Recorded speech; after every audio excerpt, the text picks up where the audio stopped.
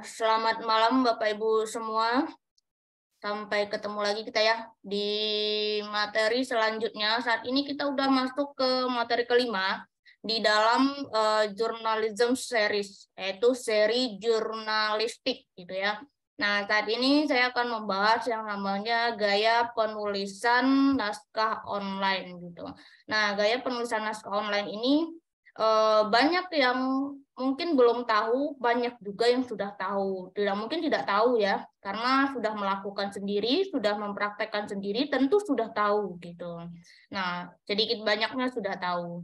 Nah, baiklah, kali ini saya sebelum mulai, saya akan menjelaskan dulu bahwa nanti setelah setelah webinar ini, Bapak Ibu akan mendapatkan sertifikat.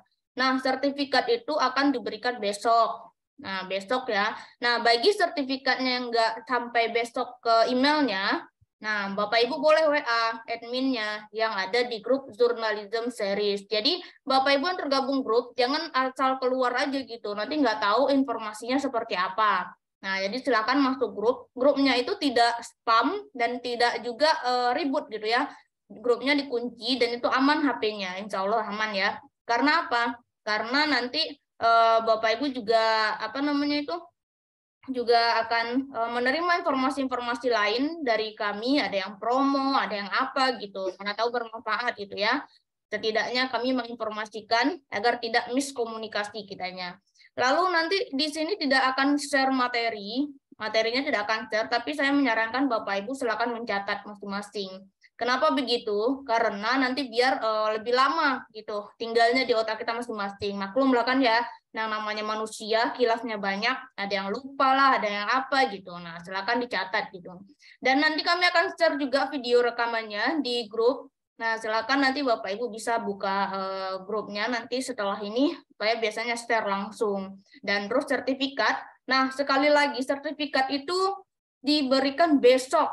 Oke, kalau adminnya lagi baik hati bisa malam ini. Nah, adminnya itu ada Kak Jani ya. Nah, lagi baik hati biasanya malam ini gitu. Tapi kalau lagi sibuk banget ya besok, paling lambat besok gitu. Jadi bagi yang belum dapat sekarang dia bisa lihat besok. Sampai besok belum, besok malam belum, baru di WA. Mau saya kayak, mau Kak Jani kayak, siapa yang mau apa ya, yang belum masuk sertifikatnya. Oke, marilah kita mulai dulu. Saya share screen dulu, yaitu tentang gaya penulisan naskah online.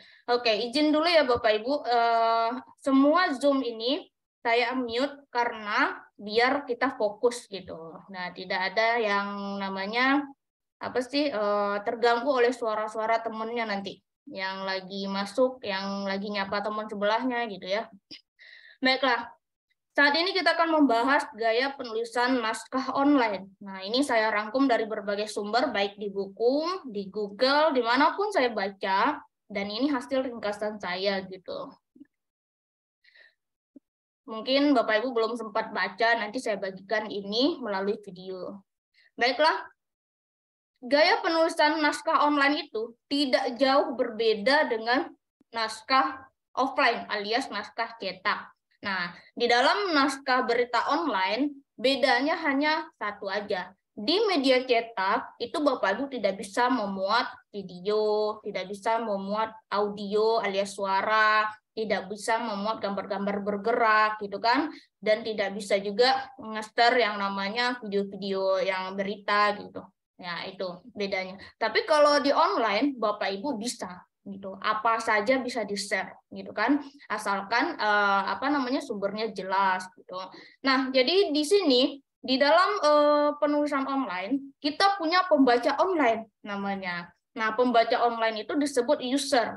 User itu kalau di dalam bahasa kita adalah pengguna atau pembaca. Kalau pembaca reader, kalau user biasanya pengguna ya. Nah, pengguna itu identiknya dengan orang yang menggunakan fasilitas online seperti menggunakan media online gitu. Terus bisa media sosial dan terus bisa juga YouTube gitu kan. Nah, seperti itu. Jadi itu namanya user. Nah, kalau pembaca online namanya reader. Reader tuh dasar katanya itu adalah read itu membaca, yaitu bakal orangnya berarti reader, tambahin R gitu ya. Oke, di sini pakar konten website dari Denmark namanya Jacob Nielsen. Beliau itu sudah meneliti beberapa pengguna online gitu ya, pengguna website, pengguna media, dan beliau ini pakar konten website. Ini seorang profesor jurnalistik di kampus di Denmark gitu ya. Nah, di sini Jacob menjelaskan bahwa yang pertama kali itu karakter pembaca ya, karakter pengguna itu yang pertama kali adalah yang dilihatnya pertama itu adalah teksnya, teks yang berbentuk teks gitu ya. Nah, misalkan nama saya nih Marta Staflina MZK itu teks, itu yang dilihat orang dulu gitu, katanya gitu ya menurut penelitiannya, bukan foto dan bukan grafis. Nah, ini penting karena Bapak Ibu nanti akan mengembangkan media. Nah, ini perlu dicatat bahwa kalau pembaca Bapak Ibu apa sih yang dilihat duluan? Nah, gitu kan, gini. Terus yang kedua, secara umum user pertama kali itu tertarik pada judul, terus ringkasan, lalu baru caption. Nah, judulnya itu dilihat apakah judulnya menarik atau tidak. Kalau nggak menarik ya ditinggalin. Terus nanti ringkasan tulisan. Nah, misalkan kalau Detik sekarang bikin ringkasan cuma 3-4 kata. Misalkan tadi ada ada informasi bahwa korban meninggal di Cianjur itu bertambah 327 orang. Nah, dalam tanda kutip, nah ringkasan dari Detik itu adalah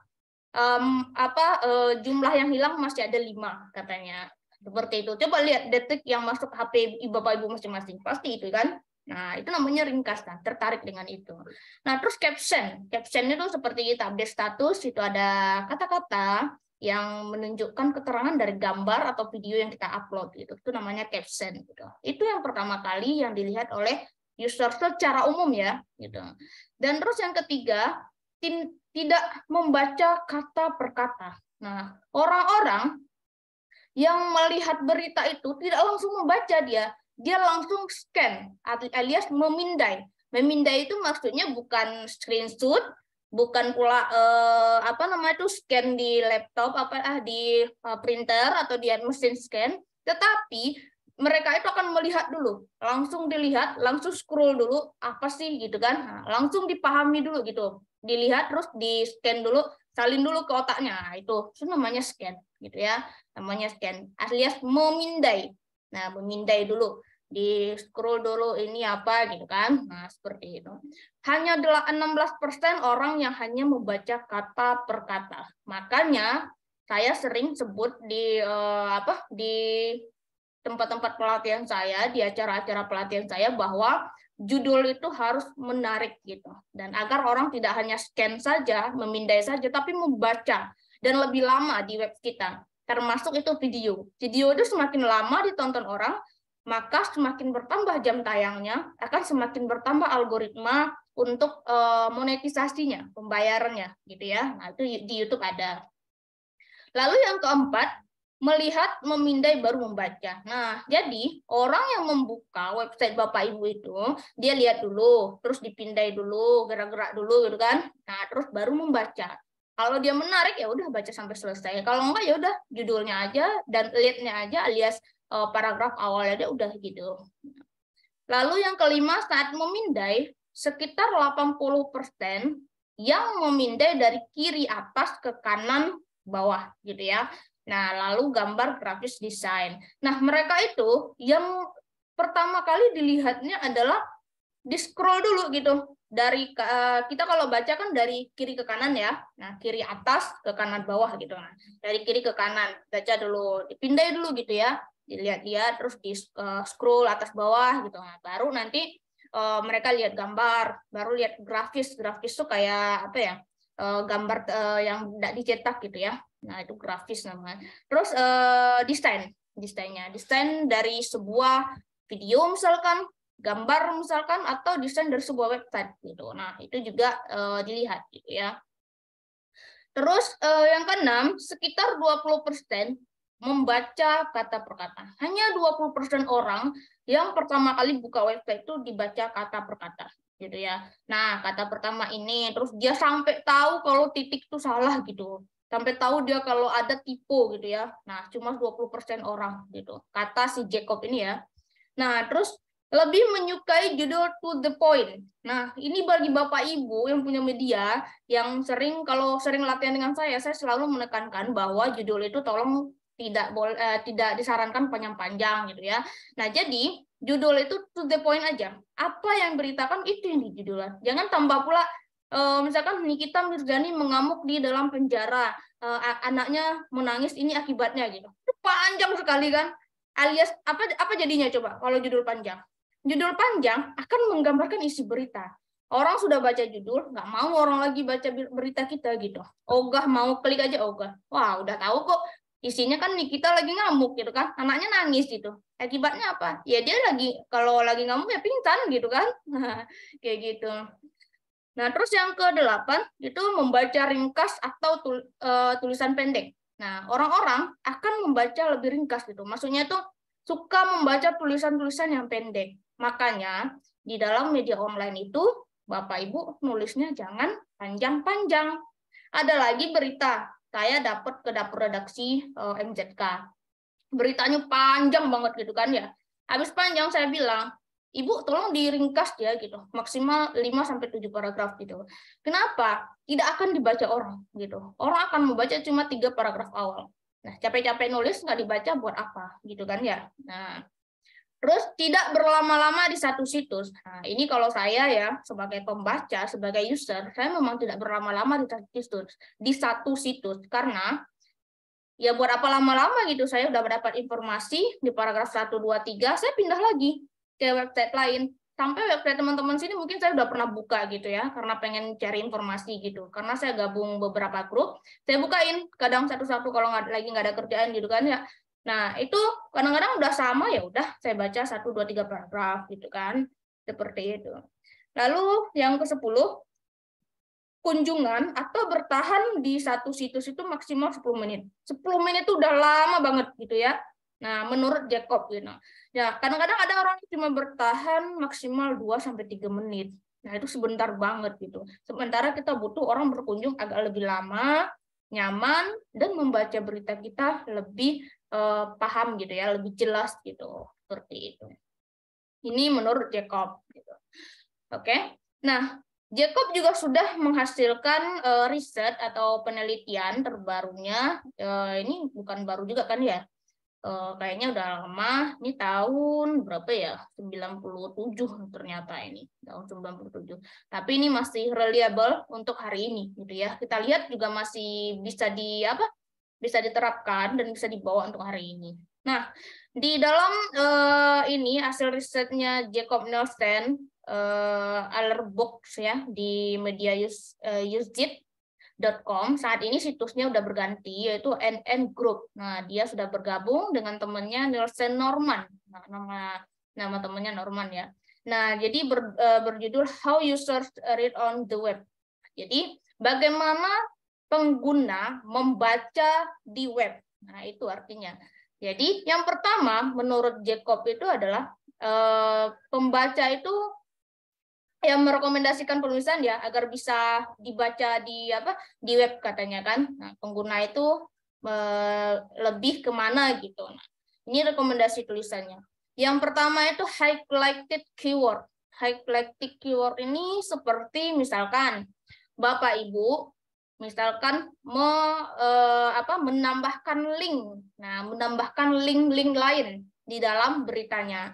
Nah, jangan takut gitu. Link-link tersebut akan diklik gitu kan. Kenapa? Kan banyak yang kata orang kan paranoid ya. Paranoid. Nanti kalau link orang itu bagus nanti ke sana aja gitu kan. Link saya enggak gitu. Ya jangan gitu gitu. Karena itu akan menambah yang namanya referensi. Nah, referensinya lebih lebih bagus katanya kan. Terus lebih bervariasi gitu. Terus ada variasi huruf dan warna huruf gitu. Nah, jadi highlighted itu maksudnya lebih berwarna atau lebih tinggi kualitasnya, keywordnya gitu. Nah, jadi Bapak Ibu cari keyword-keyword yang lebih populer gitu. Lalu yang kedua, meaningful subheading. Subheadingnya subjudul. Subjudul yang lebih bermakna. dan lebih bisa dipahami oleh orang. Nah, jadi ciptakan subjudul. Nah, Bapak Ibu, kalau mau nulis berita panjang juga, misalkan apa sih hasil KTT G20? Yang pertama, nah subjudul ya. Yang pertama ini, yang kedua transformasi digital, yang ketiga transformasi energi gitu kan. Nah, jadi ada gitu. Nah, sub-subnya gitu. Terus bullet list. Bulleted list ini daftar rincian. Nah, seperti di samping ini kan saya sudah gambarkan ya, seperti ini bullet namanya atau perincian.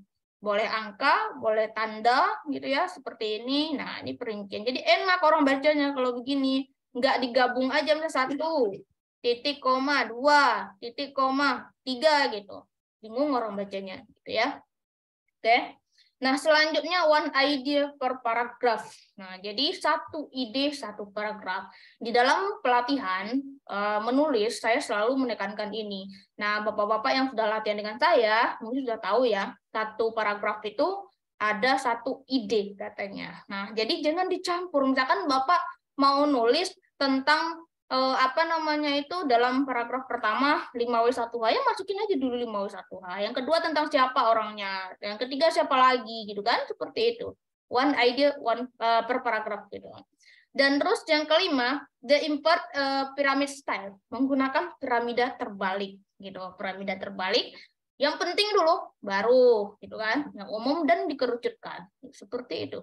Nah, terus yang keenam, panjang naskah setelah setengah jumlah kata dari naskah konvensional. Maksudnya, naskah konvensional itu kan seperti media cetak. Media cetak itu kan apa namanya itu bisa panjang gitu ya. Kalau online tidak bisa. Nah, online itu cukup setengah itu, misalkan 500 sampai 800 kata gitu. Seperti itu cara nulisnya. Oke. Setelah itu kita lanjut ke aspek teknisnya. Teknis ini berarti tekniknya gitu ya. Nah, tekniknya menurut menurut sumber, ini saya bersumber masih dari lanjutan dari Jacob tadi ya. Nah, di sini judulnya sederhana. Nah, kalau Bapak Ibu penasaran gimana cara nulis judul, nanti ikut latihan saya saja gitu ya. Itu saran. Bagaimana sih penulisan judul, terus apa rumus-rumusnya? Saya punya 8 rumus yang saya rangkum dan itu tidak ada tempat lain gitu ya.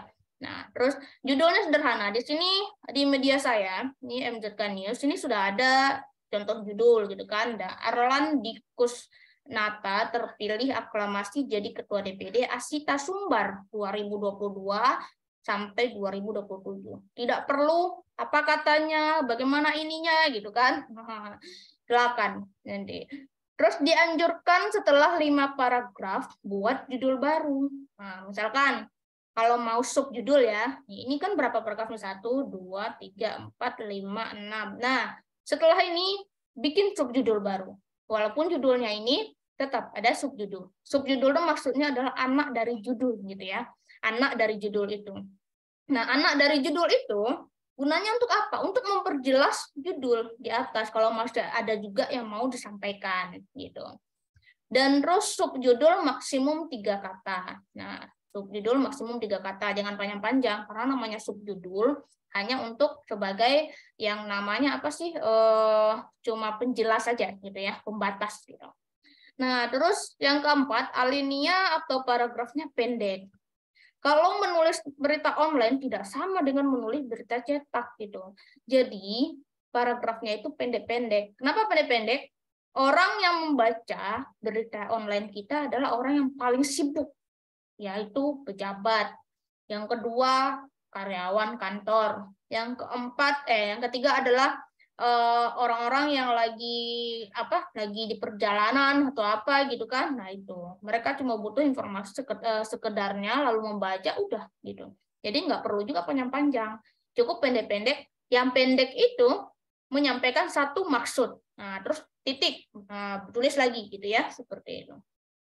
Lalu menggunakan bullet and numbering list. Nah, seperti yang saya katakan tadi ada angka 1, 2, 3. Nah, Bapak Ibu lihat kan ya, aspek teknis ini namanya bullet and numbering. Ada 1 titik, nih 2, nih 3 nih, seperti itu. Lalu panjang naskah berkisar 500 sampai 800 kata. Nah, panjang naskahnya 500 sampai 800 kata. Jadi kalau lebih dari itu orang kadang-kadang malas baca gitu, terlalu panjang. 500 sampai 800 kata itu kalau nggak salah itu 5 sampai 7 paragraf gitu ya di media online gitu. Dan terus yang ke-8 gunakan spasi antar paragraf. Nah, seperti ini yang di samping ini ada contohnya. Paragraf 1 spasi dulu, 2 spasi dulu, 3 spasi dulu. Ini pendek-pendek kan? Karena orang cuma hanya mengambil satu informasi, jadi nggak perlu panjang gitu. Dan terus kutipan diperbesar. Kutipan ini maksudnya mau ngutip apa gitu kan, terus diperbesar dikit. Kita kan kutipan quote lah, quote ya, kata-kata bijak lah gitu kan. Nah, itu diperbesar. Lalu font. Font tertentu diperbesar, ditebalkan, dan diberi warna. Biasanya font seperti ini untuk kata-kata penting, gitu ya, kata-kata penting. Jadi bisa dibesarkan, bisa ditebalkan, atau diberi warna. Gitu. Biasanya saya ditebalkan, gitu.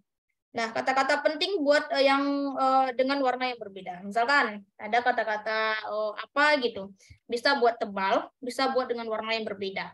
Biasanya kita warna hitam, bisa kasih merah gitu ya, atau biru. Jangan kuning. Kuning itu agak terang banget gitu di mata. Kalau di layar HP itu sakit matanya gitu. Oke, ini aspek teknis. Lalu yang selanjutnya, satu alinea idealnya 65 kata. Kalau bingung 65 kata itu seperti apa, bisa diketik dulu di HP atau di laptop ya, di Word. Nah, di Word itu ada, itu biasanya sampai 3 sampai 5 kalimat gitu. 65 kata gitu. Terus uraiannya panjang, dipecah jadi beberapa judul. Jika uraiannya panjang, misalkan Bapak Ibu mau menjelaskan terus pakai pula kata sambung sehingga, maka, tetapi gitu ya. Sebaiknya dipecah aja gitu. Satu kalimat dulu, terus pindah lagi satu kalimat. Jadi tidak ada sehingga, jika, maka gitu ya. Nggak ada itu. Gitu. Karena orang membaca itu males gitu. Bukan baca kayak baca novel gitu kan. Nah, terus yang 14, pembaca tidak suka tulisan panjang. Benar sekali. Coba Bapak Ibu buka website teman-temannya kalau ada waktu, coba baca. Baca yang panjang aja satu paragraf, sementara di layar HP kita kan kecil ya.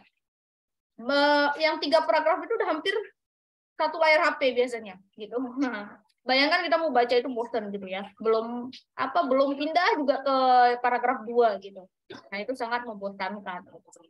Dan terus gunakan tabel dan urutan yang rapi. Nah, ini saya sudah mencontohkan. Ini adalah nomor urutan ini seperti ini. Tabelnya juga rapi, gitu ya. Nah, rapi. Kalau tabel, tahu kan tabel ada kotak. Nah, terus dibagi-bagi itu tabel namanya. Dan terus piramida terbalik. Tadi udah dijelaskan juga piramida terbalik, yaitu dari yang paling penting sampai ke bawah, gitu kan, sampai penjelas gitu. Dan terus yang 17 adalah pilih kata yang mudah dipahami mesin pencari. Nah, SEO, Search Engine Optimization. Nah, itu maksudnya adalah pakai keyword yang umum dan mudah dicari orang. Dan juga mudah dipahami mesin pencari. Nah, kan kita mau berita kita paling awal tuh. Nah, jadi keyword-keywordnya tuh diperbanyak. Misalkan menyangkut misalnya Gubernur Jawa Barat, misalkan Ridwan Kamil, misalkan ya. Kata Ridwan Kamil diperbanyak aja. Nanti muncul tuh, gitu kan? Yang pertama, gitu. Seperti itu. Gunakan hyperlink. Tadi udah saya jelaskan ya, hyperlink itu seperti apa. Yaitu website lain dimasukkan ke badan berita kita. Bisa juga website kita sendiri, gitu. Biar mereka tuh bertahan kan, oh klik ini, sambungan berita kemarin, klik ini gitu. Cara masukin websitenya gimana Bu? Silahkan pelajari sendiri gitu. Nah, gitu ya. Karena itu praktek jadinya gitu. Oke, ada tips-tips menulis, tips menulis dari Mindy ya, Mindy Adam. Nah, jadi tips-tipsnya itu adalah penulisannya itu ada beberapa, ada 3, ada format teks, format konten, dan juga link. Gitu. Sekarang kita masuk ke text formatting alias format teks. Yang pertama, teks itu paragrafnya tuh pendek. Nah, paragrafnya pendek ya, short paragraph namanya. Jadi paragrafnya pendek-pendek seperti yang saya contohkan tadi, dan itu tidak usah panjang-panjangin lagi, orang bakalan nggak mau baca gitu. Terus yang kedua, cung itu adalah potong dan pilak. Potong-potong paragrafnya. Kalau udah selesai maksud pertama, udah kita pindah lagi maksud kedua gitu ya. Nah, jadi dipotong-potong gitu. Jangan langsung aja satu paragraf, orang jadi bingung bacanya dan tuh bosan gitu. Dan terus subheading. Subheading itu adalah subjudul gitu ya. Subjudul, bisa kalau berita panjang kita kasih subjudul gitu. Biar orang enak bacanya. Atau bisa juga beritanya kalau panjang dibagi aja. Jadiin judul baru gitu. Bisa. Jadi orang disambungkan linknya gitu ya. Nah, orang bisa pindah ke sana gitu. Terus bold face, tebal. Nah, bisa kalau judul ditebalkan, kalau kata-kata penting ditebalkan juga gitu kan. Terus jangan memakai font atau font yang tipis gitu. Kayak apa ya? Font yang tipis itu kan ada ya jenis-jenis font. Nah, Bapak Ibu juga pelajari di Word itu ada gitu. Dan terus yang kelima, list. Daftar kalimat bernomor. Nah, ini namanya daftar kalimat bernomor nih. Format teks 1, 2, 3, 4, 5 itu namanya list gitu ya. Itu namanya tadi kalau mau kasih list itu di bullet and numbering gitu. Seperti itu. Di ini Mindy Adam ini dia seorang pengajar, dia udah doktor dan udah profesor juga di salah satu kalau nggak salah di apa ya? Apa ya itu nama kampusnya, saya lupa. Dan beliau juga jurnalis gitu. Nah, udah profesor, udah doktor. Nah, ini penelitiannya ya gitu. Terus selanjutnya format konten. Menurut Mindy adalah yang pertama itu brevity. Brevity itu adalah ringkas, singkat, dan pendek-pendek tadi. Jadi orang tuh enak bacanya gitu. Nah, terus yang kedua sentence structure. Nah, struktur kalimat. Jadi kalimat itu punya struktur, gitu ya.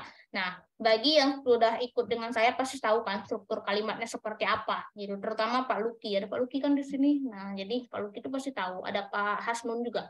Struktur kalimat, gitu ya. Nah, itu adalah kunci saya melatih agar Bapak Ibu tuh tidak sulit mengawali kalimat berita, gitu. Nah, oke, yang ketiga adalah active verb. Active verb ini adalah kalimat aktif. Nah, tidak hanya kalimat aktif yang diberita, juga ada kalimat pasif. Nah, jadi itu akan ada penjelasannya bagaimana membuatnya, apa ciri-cirinya ada gitu. Dan terus yang keempat adalah say what you mean gitu kan. Tuliskan maksud Anda, tuliskan apa yang Anda inginkan atau yang Anda maksud yang ingin Anda sampaikan gitu. Itu intinya. Jadi jangan tuliskan yang tidak ingin kita sampaikan. Misalkan di jalan kita ketemu orang yang terlibat kecelakaan. Terus kita mau menyampaikan kalau itu memang kecelakaan dan terus siapa yang hadir di situ dan sesuai 5W1H kan ya. Jangan pula tambahkan itu opini. Itu tidak baik gitu kan. Berita itu tidak boleh beropini. Nah, jadi sampaikan apa yang dilihat, yang diinginkan gitu. Oke. Nah, terus yang selanjutnya redundancy. Nah, redundancy ini adalah membaca ulang. Ini yang paling males banget nih ya buat para wartawan ya. Semoga kita di sini tidak seperti itu. Dan membaca ulang setelah ditulis, baca ulang, edit sendiri, baru dikirimkan ke dapur redaksi atau ke redaktur. Nah, atau dinaikkan sendiri gitu kan ya. Rata-rata kan ada yang pegang webnya ya. Nah, jadi tolong kalau Bapak Ibu mau menerbitkan berita atau menaikkan berita, dibaca ulang. Terus dikonfirmasi pula kepada redaktur, redaktur juga ke pimpinannya gitu. Jangan langsung dinaikkan saja gitu ya. Nah, jadi banyak nanti permasalahannya, yang tanda titiknya entah kemana, terus mana tahu beritanya ada kontroversi, nah itu medianya yang kena kan. Nah, seperti itu. Membaca ulang itu penting. Lanjut, yang ketiga adalah links. Menurut Mindy ya, links itu tipsnya seperti ini. Jangan gunakan klik here, gitu kan. Jangan gunakan klik di sini. Orang tidak akan ngeklik. Paling orang lewat aja, gitu kan. Mending Bapak Ibu cantumkan aja linknya jelas-jelas panjang. Nah, orang enak ngeklik langsung gitu daripada bilang klik here. Nah, orang tuh kayak kadang-kadang ya kena prank gitu. Ternyata iklan gitu kan. Ternyata jualan gitu. Nah, orang nggak mau gitu. Nanti orang nggak mau lagi nih datang ke web kita, gitu, gara-gara di prank seperti itu. Dan terus yang kedua, pastikan link bisa dibuka. Nah, jangan ada link yang error. Nah, orang nanti kalau ada link yang error, males lagi muncul gitu. Ya udahlah, linknya juga nggak kebuka, ngapain dibaca kan gitu ya. Oke, selanjutnya tips dari T-Models 800 kata. Bapak ini namanya Tony, apa ya tadi kepanjangannya ya? Pak Tony namanya ya, T-nya itu Tony. Jadi dia punya model dan beliau seorang dokter di jurnalistik gitu ya, di luar negeri itu di Amerika. Dan tipsnya adalah T-model 800 kata atau 800 word ya. Nah, jadi di sini yang pertama katanya know your audience, ketahui pembaca Anda katanya, pembacanya. Jika kita tidak tahu siapa tujuan website kita, siapa pembaca kita, berarti website kita tuh masih abu-abu gitu ya. Misalkan ada websitenya jurnalis investigasi, itu namanya website berita. Nah, jadi isinya pasti berita-berita investigasi. Tujuannya siapa? Ya masyarakat, yang orang-orang hukum, misalkan ya. Nah, itu seperti itu. Nah, terus yang kedua adalah think first and think different. Pikirkan dulu, lalu cari bedanya. Misalkan rilisan. Ini terjadi banyak di rilisan ya. Ketika rilisan tuh masuk ke dalam dapur ada gitu ya dari humas, dari apa. Nah, link rilisan tersebut itu bisa sama semuanya. Kenapa nggak kita bikin beda gitu? Lebih-lebih judulnya gitu ya, bedain gitu boleh. Tapi ada juga yang pesanan, Bu, kita nggak boleh disuruh ngubah gitu kan, gimana ceritanya gitu. Ya kita edit dikit aja gitu. Kita kan nggak ngubah makna, yang nggak boleh ngubah lah mengubah makna gitu, seperti itu. Jadi cari yang beda. Beda itu maksudnya judul beda, dalamnya juga beda dikit gitu, susunan gitu ya, tapi tidak mengubah makna. Ya orang akan membaca itu. Dan terus yang ketiga, tailor your news gathering. Nah, kumpulkan informasi khusus dan racik pula secara khusus. Misalkan, contohnya berita investigasi. Berita investigasi itu termasuk berita khusus. Dan kita harus meraciknya secara khusus dan benar-benar fokus, gitu ya, agar nanti tidak salah, gitu, seperti itu. Dan terus selanjutnya, write lively and tight. Gitu kan, buatlah tulisan yang hidup, lively itu hidup gitu, dan ketat, tight itu ketat gitu ya. Dan hidup itu dia tuh bisa langsung masuk ke otak pembaca dan langsung dipahami. Dan ketat itu adalah sesuai dengan penulisan yang bagus gitu ya, dan jangan berubah-ubah. Misalkan karakter Bapak A seperti ini, Bapak B seperti ini gitu, nggak apa-apa gitu, sesuai media masing-masing gitu ya. Nah, terus yang kelima, explains. Explains itu jelaskan. Gitu. Jangan nanti udah ada tulisan cuma satu kata tidak jelaskan. Makanya ada paragraf namanya. Satu kalimat, paragraf penjelas. Nah, seperti itu. Dan terus yang keenam, never bury the lead. Gitu ya. Jangan lupa lead. Lead itu teras berita. Nggak tahu juga apa itu teras berita. Adalah paragraf awal dari sebuah berita, itu namanya lead. Nah, itu ya. Nah, kalau masih belum paham nanti ikut saya latihan, oke? Nah, jadi jangan lupa lead karena lead itu berpengaruh banget untuk berita, gitu. Yang ketujuh, short but sweet. Nah, pendek tapi bagus gitu. Tapi enak dibaca gitu. Jangan pendek-pendek tapi nggak tahu maksudnya apa. Nggak sesuai dengan struktur kalimatnya. Nah, orang juga nggak paham gitu ya. Yang kedelapan, break it up, pecah dan bagi-bagi. Sama tadi ya kata si Mindy, pecah dan pilah gitu ya. Nah, kalau ini pecah dan bagi-bagi. Jangan langsung aja satu paragraf itu panjang gitu kan. Nah, orang juga nggak males baca gitu. Dan terus don't fear, do not fear the link gitu ya. Jangan takutkan link. Ini yang saya bilang tadi yang paranoid tadi, membubuhkan link berita atau referensi ke dalam beritanya, ke dalam beritanya itu kadang takut orang. Nanti nggak ada lagi yang mau datang ke web saya gitu. Yang nggak juga sih. Berarti web kita tuh lebih keren jadinya gitu kan, lebih berkualitas karena sumbernya berkualitas gitu. Nah, itu maksudnya gitu. Jadi jangan takut kata Tony kan. Terus take risk, but remember the basic gitu ya. Jadi ambil risiko dan ingat dasarnya. Misalkan risikonya kita menulis di website itu banyak risikonya. Risiko ada hoax, risiko ada ketidakakuratan, tapi nggak masalah gitu. Dasar kita agar tidak akurat nanti ada. biar jadi akurat gitu. Nah, seperti itu. Ini modal 800 kata. Jadi semuanya itu jumlahnya 800 kata katanya. 800 kata itu paling banyak 7 paragraf gitu ya. Silakan dicek sendiri. Dari mana ceknya? Bisa cek menuliskan berita di Microsoft Word gitu. Itu ada jumlah kata. Words ya namanya kalau di bawah itu. Oke, terima kasih karena sudah selesai materinya. Kita buka untuk pertanyaan ya. Itu pertanyaan, saya buka dulu ininya sebentar. Nah, semuanya boleh membuka saya akan akan menunjuk yang raise hand ya. Ya, angkat tangan yang kuning-kuning ini loh. Nah, saya akan itu. Jadi bagi yang pengen bertanya silakan nanti raise hand. Tangan yang kuning-kuning ini ya. Ini saya pilih dulu yang pertama ada Pak Putut ya.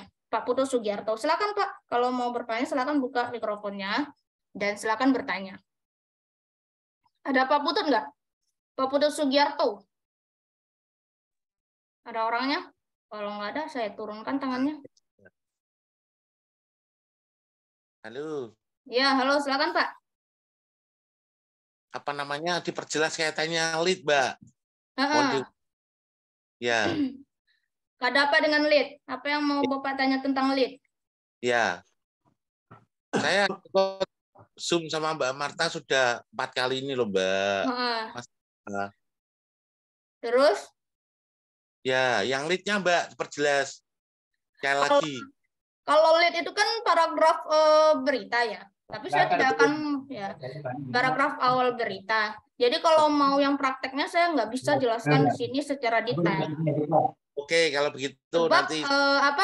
Sebab kalau menuliskan itu saya butuh waktu 2 jam gitu. Nah, Pak Putut kan sudah menerima itu ya, menerima video saya kan ya.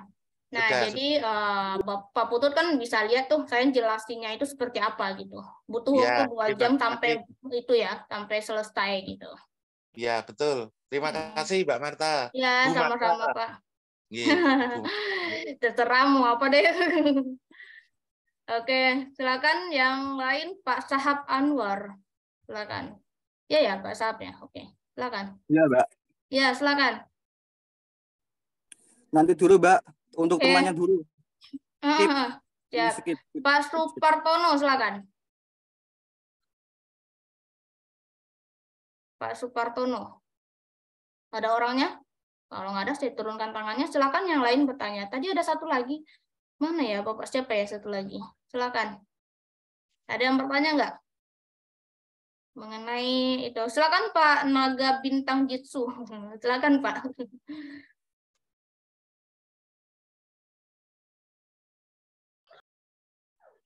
Mana Pak Naga tadi? Silakan.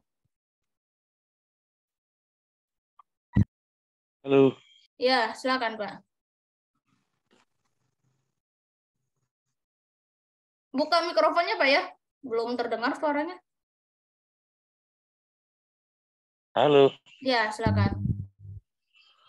Selamat malam buat kita semua. Malam. Salam satu pena. Kenalkan saya Pak Wahyu dari Gerobokan, Purwodadi, Jawa Tengah. Media saya reportase Indonesia Newscom. Begini Mbak Marta. Tentang judul. Penjelasan Mbak Marta tadi, orang itu membaca dengan tertarik dengan membaca dengan judul. Kalau kita untuk menulis suatu proyek pemerintah, itu kan kadang kita ke lapangan itu kita tidak menemukan papan informasi proyek itu dan K3-nya. Berarti kita akan menekan di situ kadang judul proyek siluman. Nah, dengan kata-kata proyek siluman itu kan seolah-olah memang tidak ada yang pemilikan. Nah, yang begini Mbak Marta. Selain kata siluman, itu yang apa Mbak Marta? Oke. Bapak sudah download Thesaurus belum di HP-nya? Ada namanya Thesaurus. Aplikasi Thesaurus itu aplikasi sinonim kata. Sinonim kata. Ya, sinonim kata. Jadi Bapak bisa download di Play Store, namanya Thesaurus. Thesaurus itu sinonim kata. Nah, bisa Bapak download dan di situ Bapak bisa cari padanan katanya apa. sinonim katanya apa. Selain siluman apa sih gitu kan? Ada banyak di situ. Dan saya juga download di HP saya gitu ya. Dan kalau saya mau nulis tuh sering saya baca di situ gitu. Dan terus kamus besar bahasa Indonesia juga penting gitu. Bapak Ibu jangan malas membaca kamus besar bahasa Indonesia. Kalau mau jadi editor ya, kamus besar bahasa Indonesia tuh sangat penting gitu. Dan juga ada EYD, PUEB. PUEB itu juga ada aplikasinya gitu. Saat ini udah diubah yaitu menjadi EYD 5 gitu ya. Ejaan yang disempurnakan edisi 5 dari Kemendikbud. Nah, silakan dicari di Google gitu. Ada di sana ada, Pak. Jadi Bapak bisa leluasa di situ. Banyak itu, Pak, serius gitu kan. Nah. Ya, makasih Mbak Marta. Ya, sama-sama, Pak. Silakan yang lain. Pak John, silakan, Pak. Oke, selamat malam, Bu. Ya, malam, Pak. Silakan. Iya, selamat malam rekan-rekan sekalian. Saya yang perlu saya tanyakan ini dalam kita penulisan berita. Di dalam akhir penulisan berita tentu akan dicantumkan nama kita sebagai penulis, Bu. Dan juga ada terkadang ketika melakukan suatu investigasi dicantumkan juga sebagai tim di dalam investigasi ini. Apakah wajib hukumnya ketika kita di dalam pembuatan berita ini harus kita tampilkan seperti itu, Bu? Iya, wajib, itu Pak. aja yang perlu. Wajib gitu, karena apa? Berita itu pasti ada penulisnya. Kalau tidak ada penulisnya, kemana orang akan konfirmasi gitu. Minimal ada inisial gitu ya, inisial namanya. Misalkan kalau saya NZK gitu kan, nah, kalau enggak MS gitu. Kalau Pak Jan ya JH aja gitu kan, udah gitu. Itu aja gitu. Itu wajib. Nama editor juga. Kenapa nama editor tuh harus gitu? Karena kadang-kadang kita bukan salahnya di wartawan, salahnya di editor ya. Bisa nanti redaksi bisa lihat oh editornya si A gitu kan. Bisa nanti konfirmasi gitu. Nah, seperti itu. Itu kalau penulis berita itu wajib ya Pak ya. Karena nanti dikira beritanya hoax lagi kan. Padahal kita udah capek-capek di lapangan nyari kan. Nah, gitu. Kalau pembuatan di dalam kita dalam investigasi penelusuran kasus apa segala macam itu wajib enggak, Bu, kita buatkan sebagai apa di situ tim gitu seperti itu, Bu? Atau kita sendiri aja atau bagaimana bagusnya? Siapa yang menulis? Siapa yang nulis? Siapa yang nulis umpamanya beritanya? Saya nih. Saya yang nulis udah tuh ikut dengan teman-teman yang lain waktu investigasi seperti itu, Bu. John Peter dan tim. Udah. Oh, gitu aja, Bu ya. Ya. Oke. Yang koordinatornya siapa? Terus tim gitu. Udah tuh. Daripada namanya panjang-panjang kan. Gitu. Ya, bilang aja koordinatornya dan timnya. Udah. Seperti itu aja. Oke, gitu. Bu. Ya, Bu. Makasih, Bu. Makasih. Sama, Pak. Silakan Pak Halim.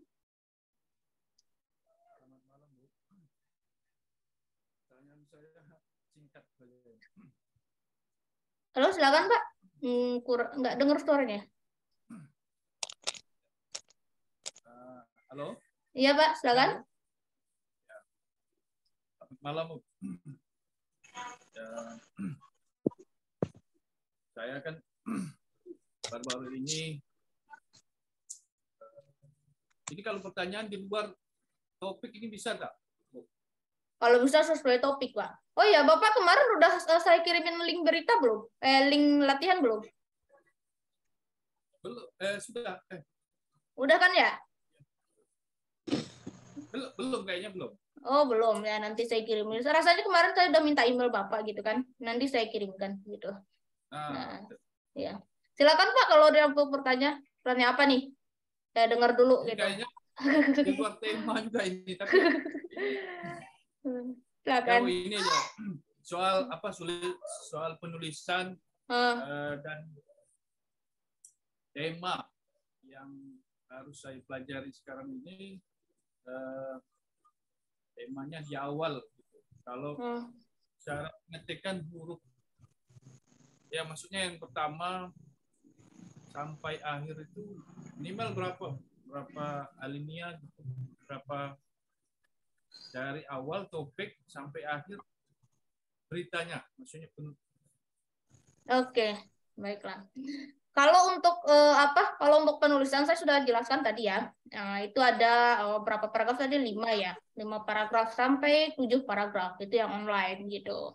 Nah, nanti Pak Halim ada di cara nulisnya ada ya di video saya. Saya rasanya udah nyambungin, kayaknya linknya belum saya kirim deh gitu. Nanti saya kirim dan melalui admin ya. Nanti saya kirim gitu. Itu ada Pak. Caranya bagaimana? Rumus-rumusnya apa saja nulis judul, terus rumus nulis kalimat apa gitu kan? Bagaimana cara nyusun kalimat ada gitu kan. Bapak udah terdaftar kemarin kan ya karena terlambat hadir gitu ya. Nah nggak apa-apa gitu, nanti ada gitu. Oke, silakan ya, silakan ya. Nanti Bu ya siap. Emailnya udah bisa masuk gitu. Oh iya ya. Udah, saya udah tadi kemarin tuh udah nyambungin, cuma itu aja kayaknya belum saya kirim linknya gitu. Gitu. Ya. Oke. Ya, terima kasih, Bu. Ya, siap. Silakan yang mau bertanya lagi. Pak John itu. Pak John udah barusan. Pak John. Silakan. Bapak Ibu jangan lupa absen ya. Absennya udah ada di kolom chat. Nah, itu ada linknya warna biru. Nah, Bapak Ibu klik warna biru itu. Nah, nanti kalau sertifikatnya kalau nggak isi absen, nanti sertifikatnya nggak terkirim hari itu juga gitu. Nah, jadi hati-hati. Nah, makanya saya selalu menekankan isi absensinya. Apalagi orang yang baru masuk terakhir-terakhir ini, saya pastikan ini cuma pengen sertifikat nih. Atau jaringannya error gitu ya. Nah, silakan. Silakan. Oke, Bapak Ringo, bagaimana cara kita membuat judul berita yang hat-trick atau membuat minat pembaca untuk menelusuri berita kita? Saya punya 8 rumus, Pak. Tapi saya nggak bisa jelasin itu, waktu saya cuma 15 menit gitu ya. Caranya itu 2 jam saya jelasinnya gitu, Pak. Nah, itu ada rumusnya ada gitu. Nah, kalau Bapak ikut pelatihan saya ada gitu ya. Nah, seperti itu namanya praktek. Saya langsung praktek. Di sini yang udah ikut sama saya kemarin Pak Andi ya, Pak Andi Mapiase. Pak Andi kemarin tuh langsung praktek ya Pak ya di WA kita, dan itu langsung dapat sertifikat hari itu juga ya Pak ya. Itu. Ibu lah. Iya. Jadi Pak Andi udah pernah ikut, terus Ibu Ade Laila Fajri juga pernah ikut. Nah, itu langsung malam itu juga sertifikatnya. Karena kita langsung praktek nulis judul, nulis apa gitu kan, nulis kalimat gitu. Ada Pak, ada caranya gitu. Silakan yang selanjutnya. Ada pertanyaan selanjutnya? Pak Amung Zoma, silakan Pak. Pak Zoma. Ada Pak Zoma yang mau tanya, silakan.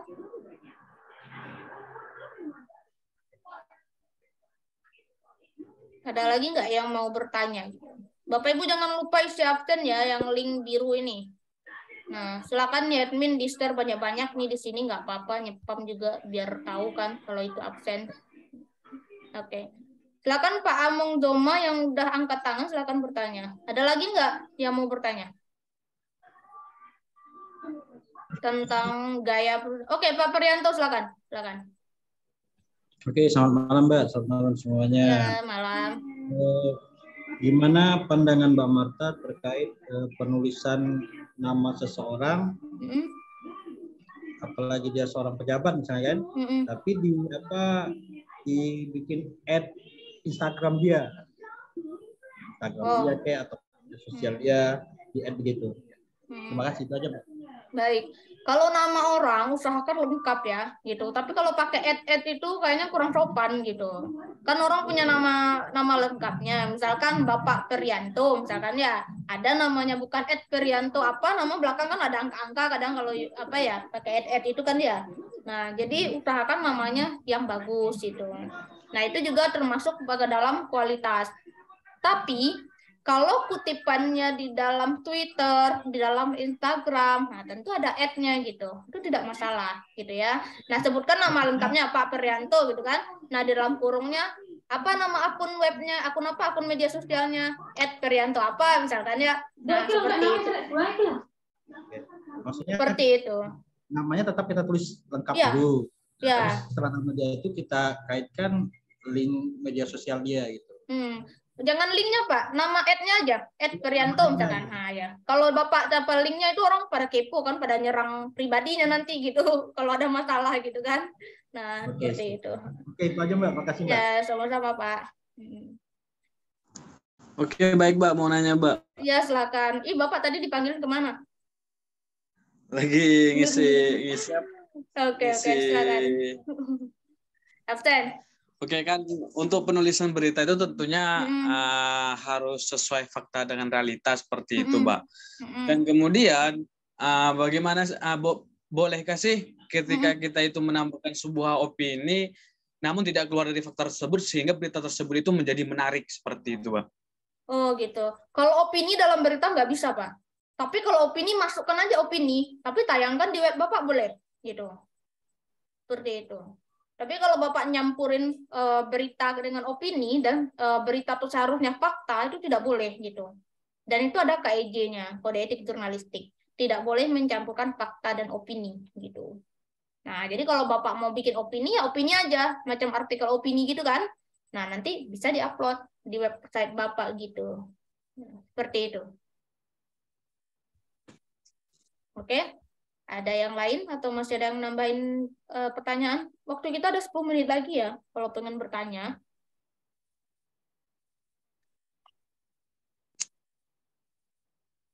Silakan, ada yang mau bertanya lagi nggak?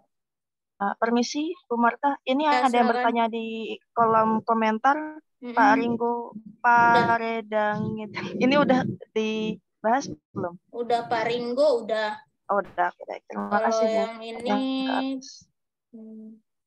ini Pak Kans ya. Pak Kans ini dari Media Spektrum. Izin bertanya Mbak Marta, kalau untuk judulnya itu bisa berapa kata dan kalimat ya? Nah, judul itu kalau menurut Dewan Pers itu ada 5-9 kata gitu. Catat ya, 5-9 kata kalau dari Dewan Pers. Nah, mau UKW nanti itu tuh. Nah, 5-9 kata gitu. Oke, jawabannya itu. Mau cara nulisnya gimana gitu ya? Cara nulisnya ya ikut aja latihan kita gitu. Pokoknya panjang jelasannya gitu ya. Saya tuh kalau latihan nggak praktek gitu. Pasti saya langsung praktek. Ini yang pengalaman praktek dengan saya itu ada Bu Ade, Pak Luki gitu ya, Pak Andi Mapiase, dan terus Pak James Damanik, gitu, Pak Denis gitu ya, yang udah ikut itu langsung praktek gitu. Dan alhamdulillah udah mulai lancar gitu ya, seperti itu. Oke, selanjutnya ada yang mau bertanya?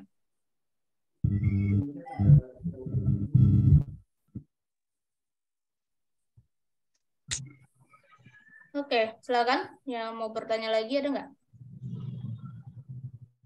Jangan lupa ya, Bapak Ibu. Maaf Bu Marta, aplikasi apa yang katanya disuruh download di Play Store? Yang pertama adalah KBBI, Kamus Besar Bahasa Indonesia. Yang kedua adalah PUEB. Nah, PUEB ini sudah diperbaharui. Jadi saya sarankan Bapak Ibu buka aja website Kemendikbud atau cari di Google. Namanya EYD edisi 5. 5-nya itu huruf Romawi, gitu ya. Edisi 5. Terus ada nanti satu lagi itu Thesaurus. Thesaurus itu adalah sinonim kata. Nah, Bapak Ibu ada aplikasinya di Play Store. Silakan di-download gitu. Nah, terus bagaimana cara kita untuk mengklarifikasi terkait adanya somasi? Apa ini? Somasi langsung oleh wartawan. Mana nih? Terkait ada somasi, dampak dari berita hasil liputan langsung oleh wartawan kami. Kalau somasi itu tidak dibenarkan kepada wartawan. Kalau Bapak Ibu, misalnya gini, ada orang mensomasi gitu kan, mensomasi media gitu. Itu tidak dibenarkan. Di dalam Kode Etik Jurnalistik ada namanya hak jawab. Bapak, Ibu, orang umum arahkan ke hak jawab. Kalau mereka mensomasi itu tidak dibenarkan dan tidak usah dilayani. Kenapa? Kita punya tata cara media, gitu ya. Kita punya etika media. Dan kalau mereka paham, kasih hak jawab namanya. Pakai surat. Kalau memang berita itu merugikan dia, pakai surat, pakai pengacara atau siapalah gitu ya. Nah, tidak ada yang namanya somasi. Somasi itu adalah untuk orang-orang di luar pers gitu. Dan orang-orang pers, orang-orang wartawan itu namanya adalah hak jawab. Nah, hak jawab itu nanti akan melahirkan hak koreksi kalau benar, benar mau dikoreksi gitu. Itu. Jadi tidak ada somasi ya. Somasi itu kita kan orang pers itu kan dilindungi. Undang-Undang Pers pasal 4 itu kebebasan pers dilindungi oleh negara gitu ya. Dan mirip HAM tuh. Nah, wartawan itu dilindungi kayak mirip HAM. Jadi tidak ada somasi-somasian. Yang ada nanti kalau sengketa pers itu diselesaikan oleh Dewan Pers secara undang-undang pers gitu. Tidak ada yang namanya somasi secara hukum pidana. Itu tidak ada gitu ya. Nah, jadi somasi-somasian itu tidak berlaku. Adanya itu adalah hak jawab. Nah, silakan layangkan hak jawab kalau tidak itu ya. Oke. Selanjutnya ada lagi nggak ini? Nggak ada ya. Silakan Pak Luki kalau bertanya. Ya, terima kasih Bu Marta. Ya, Assalamualaikum. Pak. Ya, Waalaikumsalam. Ini Bu, terkait berita rilis ya dari instansi ataupun pemerintah Bu ya. Kita ikut meliput, tetapi capek-capek tiba-tiba dikasih rilisan yang diatur oleh humas mereka. Kadang kita bertolak belakang Bu untuk menulis yang diatur itu Bu ya. Tidak sesuai. Kadang isi rilisan tuh antara paragraf dengan paragraf tuh tidak sesuai dengan jalur cerita isinya pemberitaan. Berhak nggak kita untuk merubah itu semua Bu? Itu kalau aja, Bu. menurut saya sih berhak Pak. Kenapa berhak itu? Saya pun pernah merubah, gitu kan? Asalkan tidak beda maknanya, tidak mengubah makna, gitu ya. Nah, seperti itu. Jadi Bapak bisa aja menuliskan ulang, gitu ya, menuliskan ulang dengan hal yang berbeda. Tidak menuliskan rilisannya bulat-bulat gitu. Tapi bisa juga rilisan Bapak cantumkan di bawahnya sumbernya di mana. Sumbernya humas A gitu. Jadi Bapak tidak kena hukum gitu ya, tidak kena hujat. Ya toh kita dari humas kok, silakan hujat humasnya, kan gitu. Nah, seperti itu. Jadi itu. Jadi tandai berita rilisan. Rilisan oleh misalkan titik 2 gitu kan. Bisa humasnya siapa gitu. Kadang dikomplain Bu, gitu kan Bu. Kenapa nggak sesuai dengan rilis yang dikasih gitu kan? Ya, kita istilahnya bilang Pak ini ada berubah kalimat. Mereka bilang ikutin aja yang saya kasih katanya kan. Cuma kadang kita tuh merasa kok kita merasa diatur atau gimana gitu kan. Kadang-kadang ya ujung-ujungnya males untuk nulis. Itu iya, nanti cantum aja sumbernya Pak gitu kan. Jadi orang jelas kan. Kalau beritanya nggak nyambung ya bukan kita yang nggak nyambung kan. Tapi humasnya gitu. Seperti itu. Oke, silakan Pak Taufik Tantowi. Yang mau bertanya, silakan. Halo, Assalamualaikum. Ya, waalaikumsalam. Silakan Pak. Ya, selamat malam Bu Marta. Ya, malam. Silakan. Saya mau tanya terkait legalitas orang wartawan. Itu legalitas orang wartawan apa benar-benar sudah memiliki UKW dan medianya sudah masuk Dewan Pers Bu Marta? Oke, baiklah. Banyak yang tanyain seperti ini ya. Kalau legalitas seorang pers itu, wartawan itu apakah sudah UKW apa tidak itu? Kadang-kadang orang yang belum UKW aja lebih bagus nulisnya gitu. Ada loh orangnya di sini, Pak Luki, gitu ya. Beliau tuh bagus banget nulisnya itu. Gitu. Yeah. Jadi tidak ada legalitasnya seperti itu. Tidak ada aturannya di undang-undang, tidak ada juga aturannya di KIC. Tetapi perlu Bapak ingat bahwa kalau Bapak berurusan dengan pemerintah, kalau Bapak berurusan dengan pemerintah, Bapak tidak bisa masuk. Itu aja gitu. Kayak Kominfo susah masuknya kan, karena kita belum UKW gitu kan. Tapi kalau Kominfo tidak meminta verifikasi media, mereka meminta adalah wartawannya salah satu, ada yang utama, ada yang media gitu. Itu aja, ada yang muda gitu ya. Nah, gitu. Jadi satu media tuh kalau ada teman-teman yang muda media utama ada lolos itu. Nggak usah verifikasi gitu. Verifikasi itu bukan gampang loh Bapak Ibu ya. Bapak Ibu harus daftar BPJS, harus bikin peraturan perusahaan, harus bikin yang namanya Kemenaker, lapor wartawannya ke Kemenaker dulu. Nah, terus persiapkan aktenya semuanya. Nah, itu ribet itu kan. Nah, terus harus menyiapkan yaitu salah satu wartawannya atau pimpretnya itu harus wartawan utama. Nah, seperti itu. Jadi Bapak Ibu harus nyiapin itu dulu gitu. Jadi tidak gampang-gampang aja gitu kan. Nah, untuk UKW bagaimana? Harus paham pula materi UKW dulu gitu. Nah, jadi untuk lolos UKW juga kita harus belajar gitu. Jadi di sini banyak kok yang udah bagus nulisnya, udah bagus ilmunya, tetapi belum UKW karena belum ada duit kah, belum ada apa gitu kan, karena jauh atau apa ya, nggak apa-apa gitu kan. Kita tuh mesti apa ya, intinya ilmunya gitu, bukan sertifikatnya sebenarnya kan. Sertifikat itu gunanya untuk itu, Pak. Karena kalau Bapak mau kerja sama dengan pemerintah tuh agak repot gitu ya. Itu aja. Sekarang kan ya. Sekarang itu tahun depan semua Pemda itu mewajibkan semua media itu yang harus ada wartawannya UKW itu. Dan verifikasi. Nah, itu. Kalau kita nggak pandai-pandai ya. Nah, seperti itu, Pak. Halo, Ibu. Ya. Ya, gimana Pak Taufik? Oh iya, maksudnya gini, jika wartawan itu sendiri belum memiliki UKW atau medianya belum masuk Dewan Pers, dan dia kebetulan terjadi masalah gitu, katanya itu dilindungi dengan undang-undang. Itu kalau wartawan itu sendiri belum memiliki UKW atau medianya belum masuk di Dewan Pers, itu apa bisa Bu dilindungi undang-undang? Kalau seharusnya bisa, Pak. Kalau secara undang-undang harusnya bisa, karena dia sudah perusahaan medianya udah terdaftar di Kemenkumham. Seharusnya itu bisa, gitu ya. Tidak hanya yang terverifikasi, gitu. Yang tidak terverifikasi pun bisa. Dan Bapak Ibu saya sarankan, Bapak Ibu daftar dulu aja ke Dewan Pers melalui website dewanpers.or.id gitu ya. Nah, daftarkan dulu namanya, kan dapat ID-nya tuh. Nah, ada nanti kan ID pendaftaran Bapak Ibu. Nah, screenshot aja itu untuk kerjasama dengan pemerintah. Saya pun begitu gitu ya. Karena saya masih banyak yang kurang di media gitu. Kayak BPJS, Kemenaker saya lagi ngurus gitu.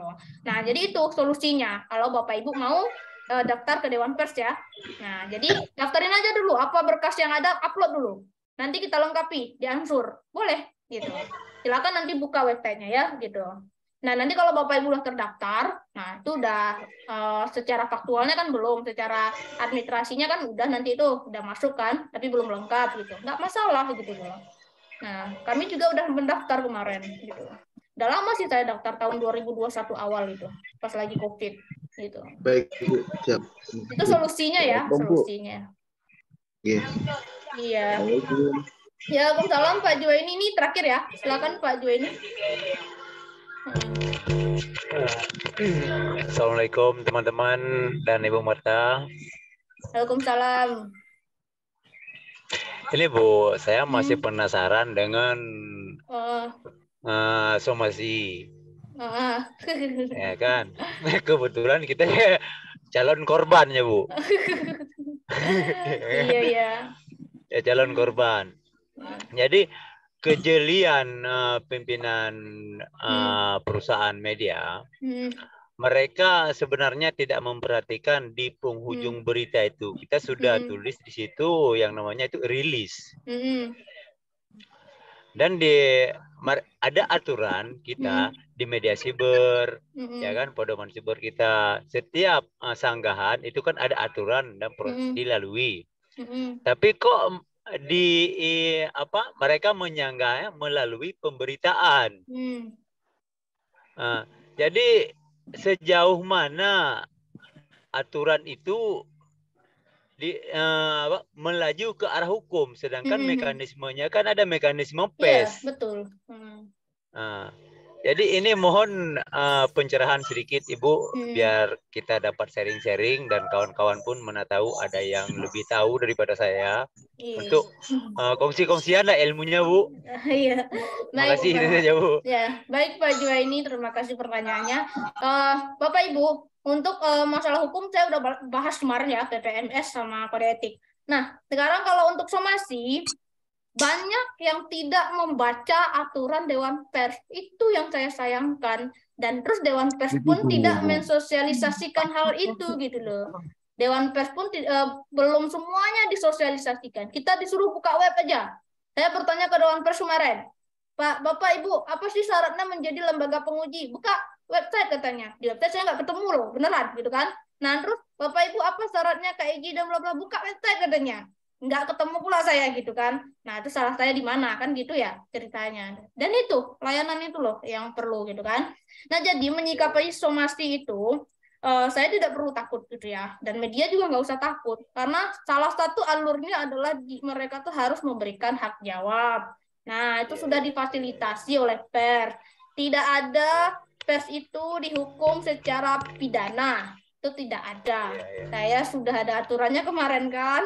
Pers itu tidak boleh dihukum secara pidana. Itu adalah Sengketa Pers namanya. Terus dibawalah ke meja Dewan Pers. Apapun apa namanya itu masalahnya terkait pers mau terdaftar mau tidak, tetap itu Dewan Pers yang selesaikan. Sampai saat ini kalau Bapak belum ditelepon, kalau Bapak belum menerima hak jawab, tidak usah takut gitu. Toh kita pun punya aturan kan gitu loh. Ya, seperti itu loh gitu. Jadi nggak usah takut. Jadi kalau misalkan Bapak punya bukti yang bagus, punya asal yang bagus gitu kan, ya udah gitu. Tapi kalau misalkan Bapak itu udah didatangin misalkan ya diapain gitu, nah terus silahkan itu ke kebijakan Bapak ya gitu ya. Nah jadi hati-hati kalau misalkan mereka tidak pakai surat, ya jangan berani sekali-sekali menurunkan berita gitu. Jangan pula sekali-sekali untuk itu.